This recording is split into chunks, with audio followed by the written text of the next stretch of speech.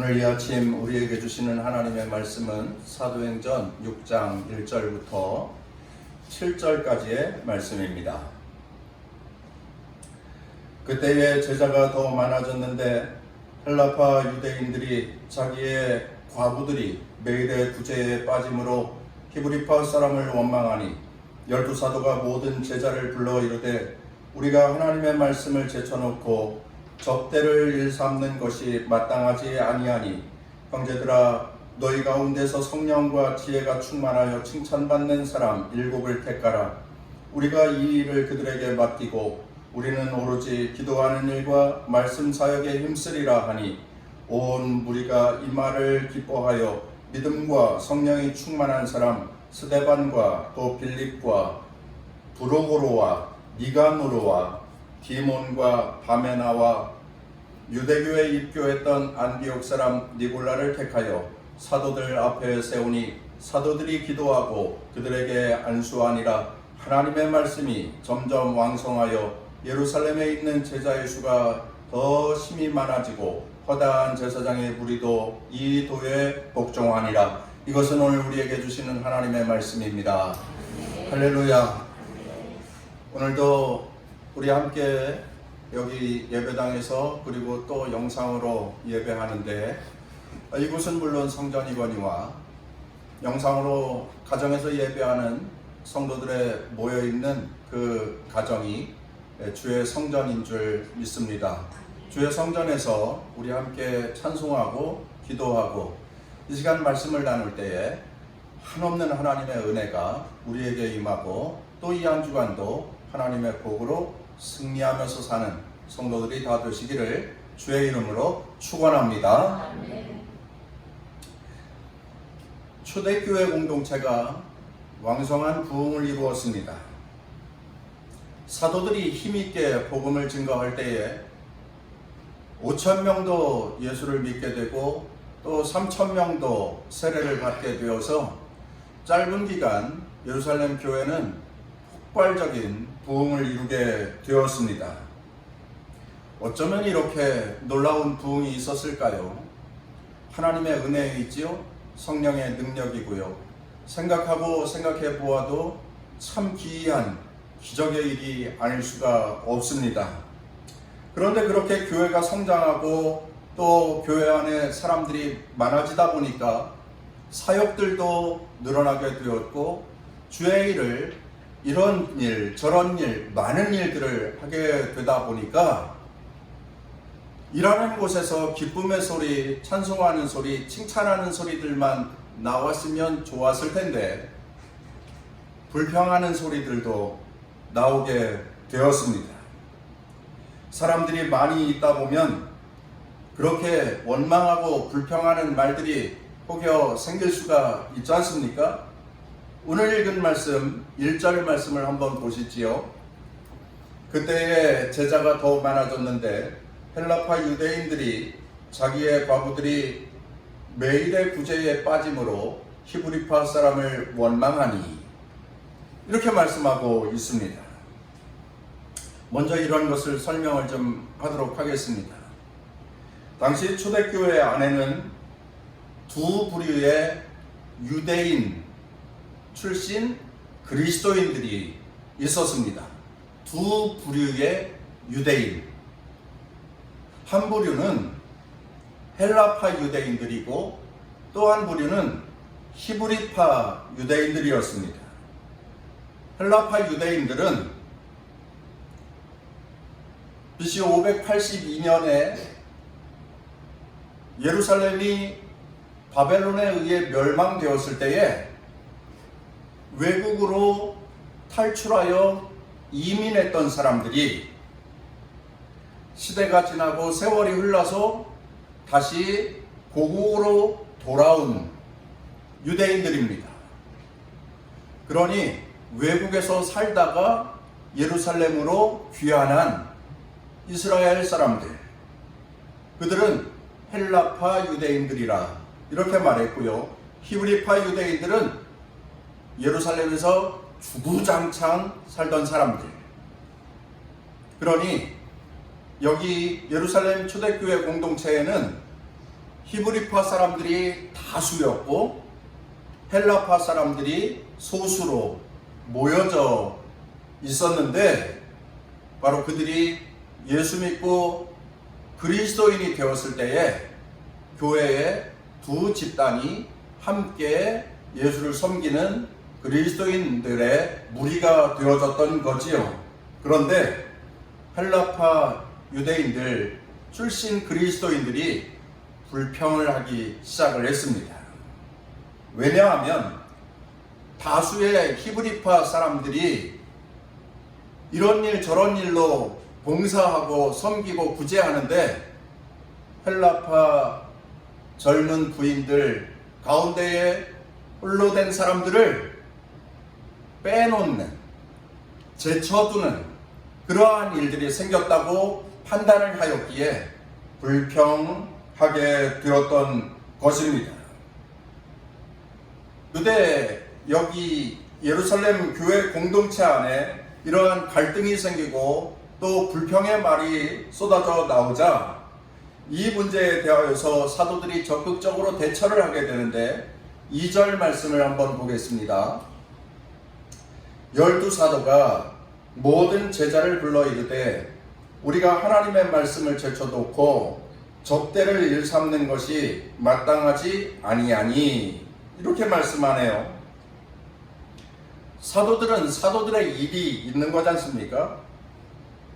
그런데 교회 안에서 교인들 간에 갈등이 생기고 또 한쪽 사람들이 불평하고 원망하는 이야기들이 들려져 오다 보니까 사도들이 맡은 자신들의 본래의 일도 열심히 해야 하고 또 교인들 사이에 생긴 문제도 직접 관여하여서 풀어가야 하고, 여러분, 한 가지 일, 두 가지 일만 맡아서 열심히 하면 일이 잘 되는데 거기에 이런 일 저런 일 막 섞여서 그 모든 일을 다 해결하려고 하다 보면은 이도저도 안 되는 그런 경우가 있지 않습니까? 사도들의 입장이 그런 형국이 된 것입니다. 사도들이 기도하는 일과 또 말씀 전하는 것이 사도의 본질적인 사역인데, 거기에 구제하는 일도 또 불평하는 사람들을 위로하는 일도 또 실망하여서 실족한 사람들을 찾아가서 신방하는 일도 이 모든 일들을 다 해야 된다고 생각을 하니까 이도 저도 안 되는 그러한 상황이 된 것이지요. 여러분, 그리스도인이 본질을 잃어버리면 신앙에 문제가 생기는 것입니다. 사도들에게 책무가 있었어요. 사도들이 감당해야 할 일이 있었습니다. 그런데 그 일들이 많아졌어요. 많아지다 보니까 몸은 하나인데 가야 할 곳은 10곳이 넘고, 그리고 지금 먼저 해야 할 일이 이것이 있는데 그 일을 할 수 없는 상황이 전개되고 여러 가지로 어려운 일이 생겨나게 된 것이지요. 성도들도 마찬가지이지요. 열심히 기도하고 또한 봉사하고 섬기는 일을 해야 하는데 이렇게 실족한 사람이 있고 실망한 사람들이 있고 예수 안 믿겠다고 하는 사람이 있고, 그러니까 그들 찾아다니면서 그들 권면하고 위로하고 세워주고 하는 일을 하다 보니까 본질적으로 해야 하는 일을 잊어버리게 된 것입니다. 사도들이 깊이 생각을 합니다.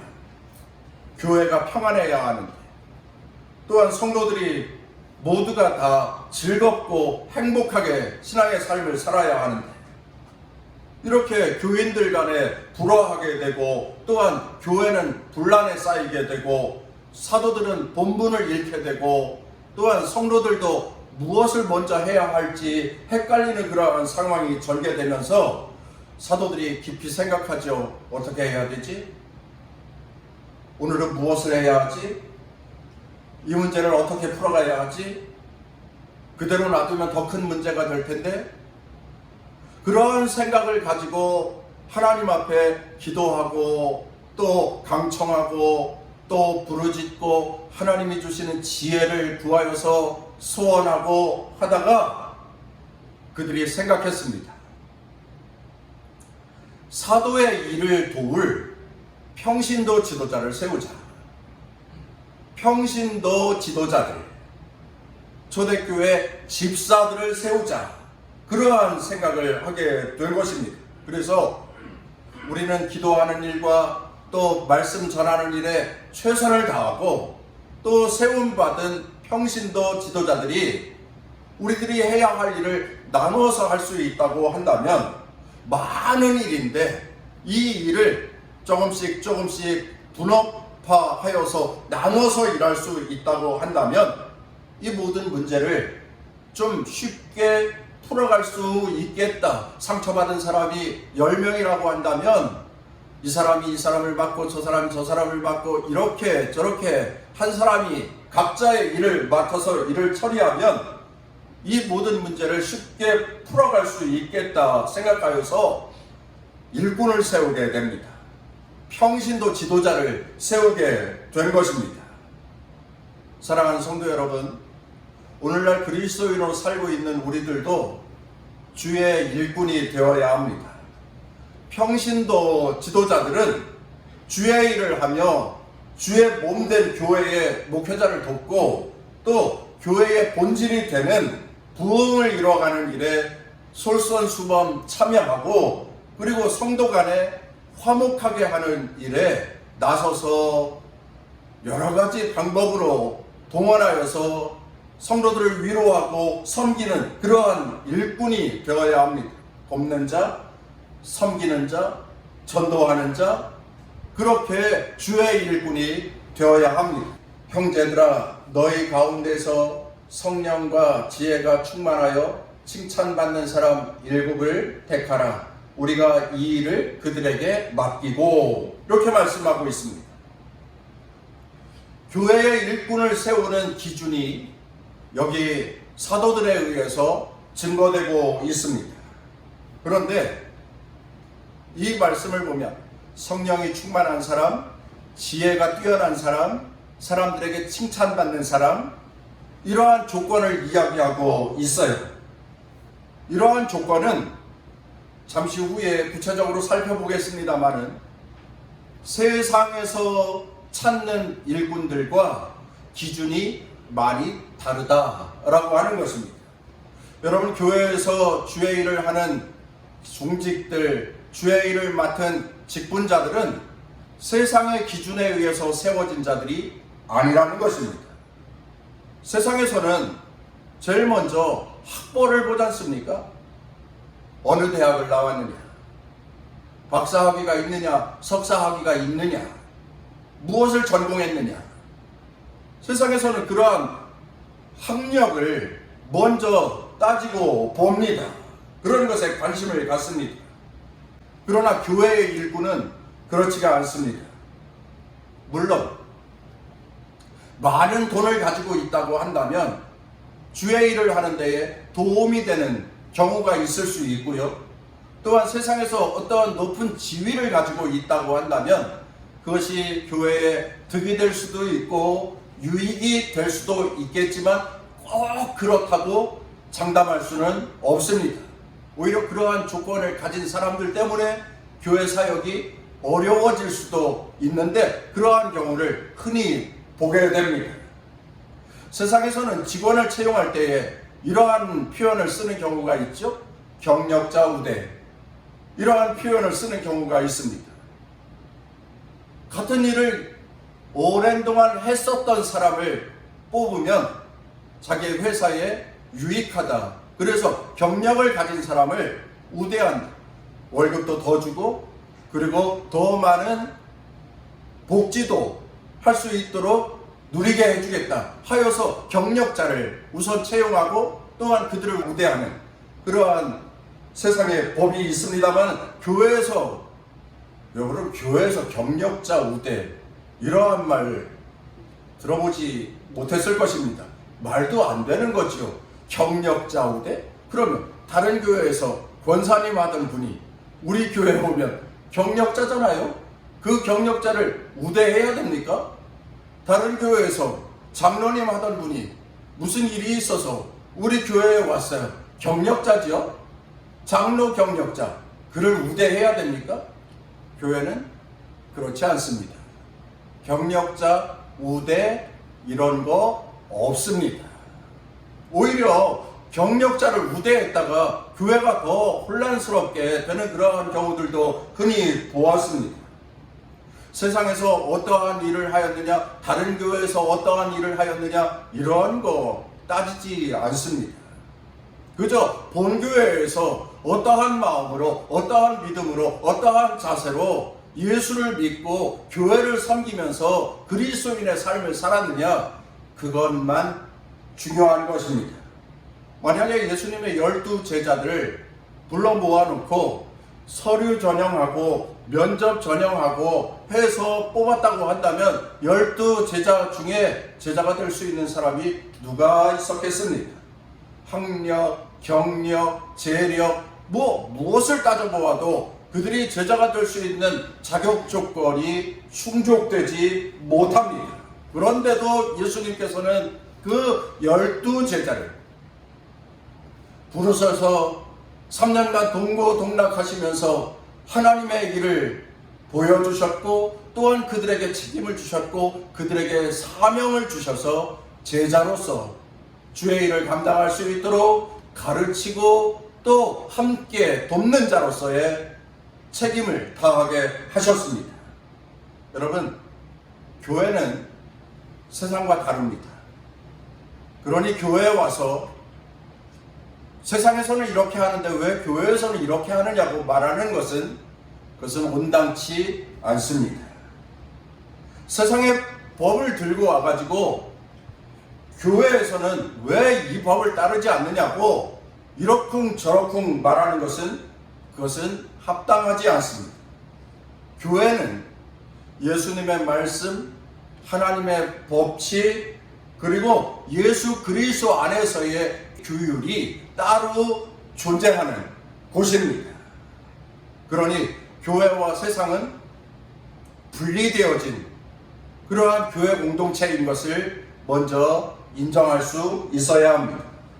자, 그럼 이제 사도들이 제시하였던 주의 일꾼들이 될 수 있는 사람들의 자격 조건 3가지에 대해서 우리 함께 생각해 보도록 하겠습니다. 첫째는 성령 충만한 자라고 하는 것입니다.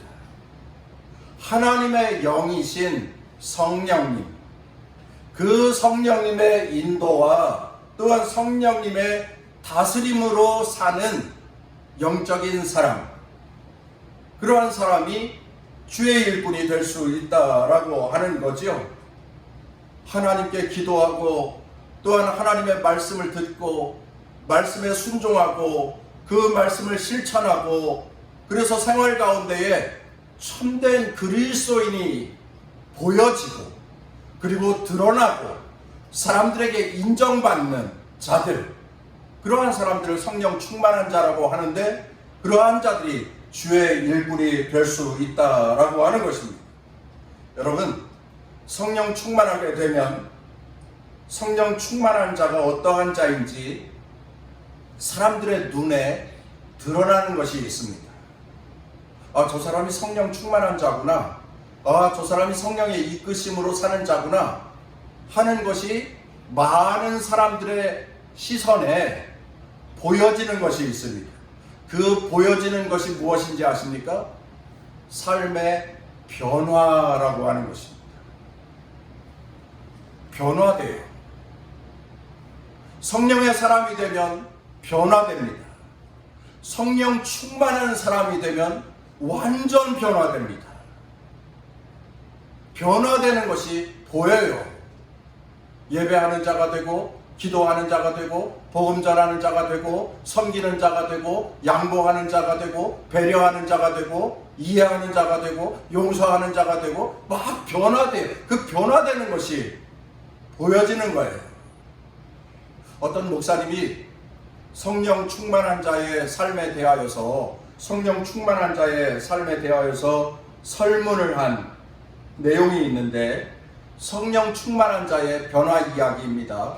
10가지 항목인데 여러분 한번 들어보십시오. 그리고 여러분들도 한번 손가락으로 이렇게 짚어가면서 한번 생각을 해 보십시오. 10가지예요. 첫째, 나쁜 버릇이 하나하나 고쳐집니다. 성령의 사람이 되면 나쁜 버릇이 하나하나 고쳐집니다. 이런 삶의 변화가 있다는 거예요. 두 번째, 자기를 절제할 줄 알게 됩니다. 절제하는 사람이 된다고 하는 거예요. 물질에 대한 욕심도, 또한 심령 가운데 들끓는 정욕도, 식탐 같은 것도, 이 모든 것이 절제되어지는 거예요. 세 번째, 영적 가치를 소중하게 여깁니다. 여러분, 영적 가치가 있다고 한다면 세상의 가치도 있지요. 세상의 가치는 돈, 명예, 권세, 권력, 뭐 이런 것들이 세상의 가치예요. 그런데 그 세상의 가치보다 영적인 가치를 더 소중하게 여기는 거예요. 영적인 가치, 예수, 구원, 천국, 기도, 봉사, 섬김, 이러한 영적인 가치를 더 소중하게 여기느냐. 네 번째, 문제를 해답으로 바꾸는 사람이 됩니다. 지혜로운 자가 되어서 문제가 생겼을 때에 해답을 제시합니다.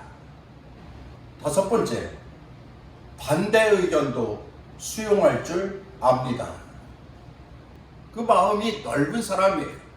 자비와 해량이 그 마음 가운데 가득한 사람이에요. 여섯 번째, 주위 사람들에게 평안을 줍니다.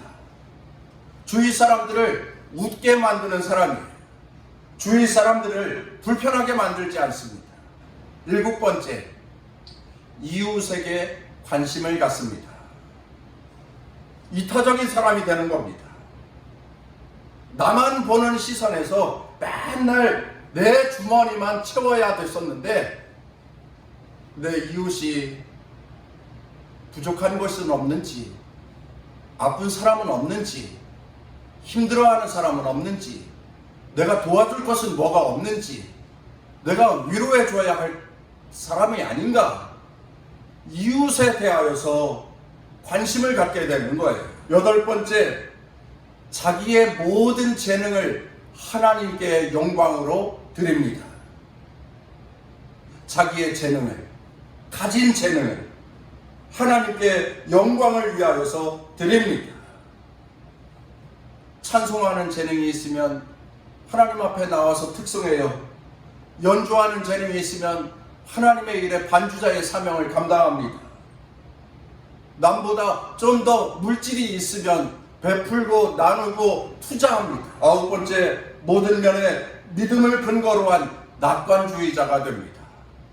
긍정주의자가 되는 거예요. 열 번째, 남을 위하여서 희생할 줄도 알아야 합니다. 희생의 마음으로 사는 거예요. 아까 말씀드렸던 이타적인 그러한 내용과 맥을 같이 하겠습니다마는 희생의 마음을 가지고 사는 자, 나는 어떤가? 10가지를 말씀을 드렸습니다. 예수 믿은 후에 변화 항목입니다. 변화 체크리스트예요. 10가지. 말씀을 듣다 보니까 한 2가지, 3가지 안 돼요.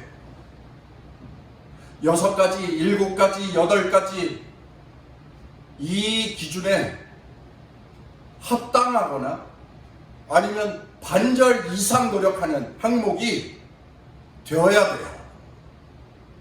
부족하다고 한다면 자꾸 변화를 추구하는 자가 되시고, 충분하다 생각하는 자가 허겨 있다고 한다면 더 큰 성령의 사람들이 될 수 있도록 매진하시고, 사랑하는 귀한 성도 여러분, 성령 충만한 자가 되시기를 바랍니다. 휴대폰 배터리 충전할 때 보세요. 30, 50, 70, 90, 95, 96, 97, 98, 99, 100 완충이 되었습니다. 그것처럼 우리 그리스도인은 거룩한 주일 예배하면서 또한 순간순간 기도하면서 말씀을 읽으면서 우리의 사라지고 소멸되는 성령을 자꾸 채워가는, 자꾸 충전해가는 그리스도인이 되어야 합니다. 예수 그리스도와 코드를 맞추어서 플러그를 콘센트에 끼워서 예수 그리스도의 기준에 합당한 그리스도인으로 나 자신을 자꾸 변화시켜가는 자, 그러한 자가 성령의 사람, 성령의 충만한 자가 될 것입니다. 여러분의 생활의 자리에, 여러분의 심령의 가슴 깊은 곳에 성령이 역사하는 주의 백성들이 되시기를 간절히 바랍니다. 하나님의 일을 하는 일꾼이 되려면 둘째, 지혜가 충만한 자입니다. 지혜가 충만한 자. 인문학에서 지혜를 얻는 방법 많은 이야기를 하는데 독서, 이것을 제일 먼저 이야기합니다. 책을 많이 읽어라. 다도 책을 많이 읽는 것, 그것이 지식을 얻는 가장 좋은 길이다. 그런데 지식을 얻는 길은 많이 있습니다. 사람들의 말, 그러니까 선생님의 강의, 또한 저명 인사의 강연, 또한 친구들과의 대화, 이런 것을 통하여서 지식을 얻을 수가 있습니다. 또한 지식을 얻는데 어떤 분은 여행을 하면서 지식을 얻는다고 하는 분들도 있습니다. 갖가지 지식을 얻는 방법은 많이 있습니다. 그런데 지혜잖아요, 지혜. 이 지혜는 세상의 방법에서, 세상의 어떤 삶에서 얻을 수 있는 것이 아닙니다. 사람들이 쉽게 경험하면 지혜를 얻을 수 있다 생각을 하는데 그런 것은 상식이에요. 그것은 지혜가 아닙니다. 세상 살면서 이렇게 사는 것이 상식이지, 상식을 지키는 삶의 모습인 거예요. 그것은 지혜가 아닙니다. 지혜는 하나님께로부터 오게 되어져 있습니다. 지혜는 위로부터 오는 거예요. 성경에 이렇게 말씀하고 있습니다. 너희 중에 누구든지 지혜가 부족하거든 모든 사람에게 후히 주시고 꾸짖지 아니하시는 하나님께 구하라. 그리하면 주시리라. 지혜는 하나님으로부터 오는 거예요. 그래서 하나님께 기도해야 됩니다. 하나님께 간구하는 거예요. 지혜를 주시옵소서. 지혜를 주시옵소서. 여러분, 저 사람 똑똑하기는 누구를 따라갈 자가 없는데 지혜는 없어. 이런 사람들이 있습니다. 그런데 반대로 저 사람 학력은 대단하지 않은데 지혜는 대단해. 이런 사람들이 있습니다. 그런데 지혜가 대단한 사람들, 예수 믿고 오랜 세월 믿음의 삶을 살았던 분들 가운데 지혜로운 분들이 많이 계시는 거예요. 그 지혜가 하나님께서 주셨기 때문에 지혜로운 자가 칭찬을 받게 되는 거죠. 여러분들은 세상 지식으로 똑똑한 사람이 되기도 해야겠지만 그것보다도 하나님께서 주시는 지혜로 사는 성도들이 되시기를 바랍니다. 하나님의 일꾼이 되려고 한다면 셋째로 칭찬받는 사람이 되어야 합니다. 하나님께 칭찬받아요? 목회자에게 칭찬받아요? 교인들에게 칭찬받아요? 가족에게 칭찬받아요? 이웃에게 칭찬받아요? 그리스도인, 그러한 자가 주의 일을 할 수 있다. 성경은 이렇게 말씀하고 있습니다. 칭찬받는 자, 간단하게 그렇게 말씀드리고 지나가겠습니다. 결국 초대교회는 제자들이 모여서 이 세 가지 조건에 합당한 7 집사를 피택하게 되었습니다. 여기까지 제가 오늘 설교하고 설교를 마치도록 하겠습니다. 7 집사를 세웠어요. 그런데 7 집사의 이름이 뭐냐? 5절 말씀에 보면 온 무리가 이 말을 기뻐하여 믿음과 성령이 충만한 사람 스데반과 빌립과 브로고로와 니가노로와 디몬과 바메나와 그리고 니골라를 택하여 7 사람. 근데 여러분, 이 7 집사의 이름이 다 헬라식 이름이다 라고 하는 거예요. 그게 뭔 말이지? 뭔 말씀이세요? 서두에 말씀드렸죠? 예루살렘 교회는 히브리파 유대인들이 있었고 헬라파 유대인들이 있었는데 히브리파 유대인들은 다수였고 헬라파 유대인들은 소수였어요. 근데 7 집사를 뽑았어요. 그런데 7 집사가 다 헬라파 사람들이었어요. 희한하죠? 히브리파 사람들이 다수인데 투표를 해서 뽑았는데 헬라파 사람들 7사람이 초대교회 7 집사로 뽑혔다라고 하는 거예요. 반전이죠. 대반전이에요. 이것을 오늘 말씀드리기를 원합니다. 초대교회 공동체의 대다수는 히브리파 유대인들이었습니다. 헬라파 유대인들은 소수 집단이었던 거지요. 그럼에도 헬라파 유대인들이 7 집사로 다 선출되었다라고 하는 것은 절대 다수를 차지하고 있던 히브리파 유대인들이 헬라파 유대인들에게 투표하였다라고 하는 것입니다. 요즘 같으면 말도 안 되는 일이죠. 평상시에는 별 문제 없이 지나가다가도 선거 때만 되면은 지연, 학연, 혈연 이거를 따지고서 내 편, 쟤네 편 따지기 일수인 우리들이 사는 세상에서 여기 히브리파 사람들은 한 사람도 되지 아니하였고 헬라파 사람들이 다 되었다라고 하는 것은 놀라운 일이 아닐 수가 없습니다. 그런데요, 이 헬라파 초대교회 7 집사가 이후에 사도행전의 기록을 보면 너무너무 큰 일을 합니다. 7장으로 넘어가면 초대교회 첫 번째 순교자가 나와요. 누구예요? 스데반 집사님이에요. 첫 번째 순교자 스데반 집사님. 그리고 8장으로 넘어가면 빌립 집사가 복음 전도하는 사역이 쭉 나오는데 사마리아인에게로 가서 전도도 하고 그리고 이디오피아 내시에게 세례를 베푸는 일도 하고 헬라파 유대인 출신 빌립 집사님의 사역이에요. 그리고 사도행전 9장으로 가면 유대인 중에 헬라파 유대인의 거두인 바울과 바나바의 사역이 쭉 나옵니다. 이 둘도 헬라파 유대인이었어요. 여러분, 만약에 히브리파 유대인들이 지역 감정을 가지고 아니 그래도 우리 세력이 집사가 되어야지 라고 생각하여서 히브리파 사람들에게 전부를 투표했다고 한다면 헬라파 사람들은 한 사람도 될 수가 없는 거예요. 그런데 히브리파 사람들이 초대교회 7 집사를 세우는데 히브리파 유대인들이 헬라파 유대인들에게 다 투표를 한 것입니다. 그것이 단초가 되어서 초대교회에 부흥이 있게 되었고 이방 지역에까지 예수 복음이 전파되는 그 놀라운 사역이 가능하게 되었던 것입니다. 협력이라고 하는 것이 이렇게 중요한 것입니다. 히브리파 사람들의 협력이 초대교회의 부흥을 이루었다. 이렇게 말씀드려도 틀리지 않습니다.